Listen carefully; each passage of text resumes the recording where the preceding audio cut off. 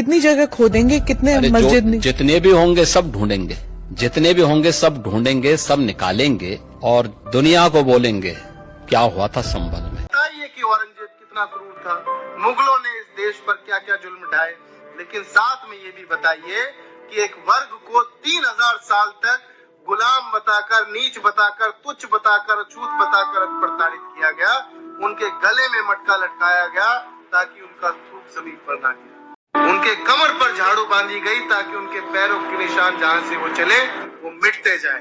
उनको शिक्षा का अधिकार नहीं था, उनको पूजा पाठ का अधिकार नहीं था, उनको मंदिरों में घुसने का अधिकार नहीं था, उनकी बहन बेटियों को उनके खुद के स्तन ढकने का अधिकार नहीं था, उनकी बहन बेटियों की इज्जत लूटी जाती थी। मल मूत्र उठाने के अलावा दूसरा कोई कार्य उनके लिए नहीं था। उनको कुएं से पानी पीने का अधिकार नहीं था। कोई श्लोक वो अपने मुंह से नहीं दोहरा सकते थे, जबान काट ली जाती थी। कोई श्लोक वो गलती से सुन ले किसी को दोहराते हुए तो उनके कानों में शीशा पिघला कर डाल दिया जाता था। तो अब बताइए योगी जी, वो कौन से लोग थे जिन्होंने इनके गलों में मटके लटकाए, इनकी कमर पर झाड़ू बांधी? वो कौन से लोग थे जो गुलाम भारत में इनको भी गुलाम बनाए हुए थे, वो भी अपने ही देश में? ये सच्चाई भी तो देश को पता चलनी चाहिए ना।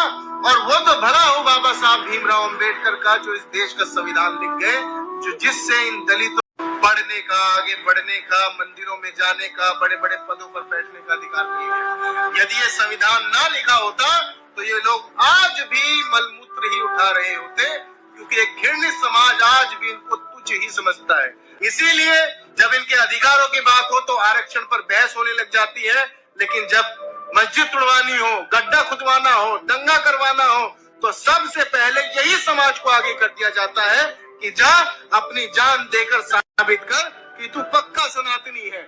लेकिन मैं कहना चाहता हूँ अपने दलित भाइयों से कि जागिए, इन बहराइच से, संभल से, दंगों से, हिंदू मुस्लिम से, मंदिर मस्जिद से, कब्र से, खुदाई से आपका कोई भला नहीं होने वाला। आप भी जानते हैं कि आप 3000 साल तक गुलाम रहे हैं। यदि यही मानसिकता में उलझे रहे तो फिर से ये लोग आपको गुलाम बनाएंगे। तो जागिए और इन नफरती लोगों की बातों में मत आइए। ये खुदाई कर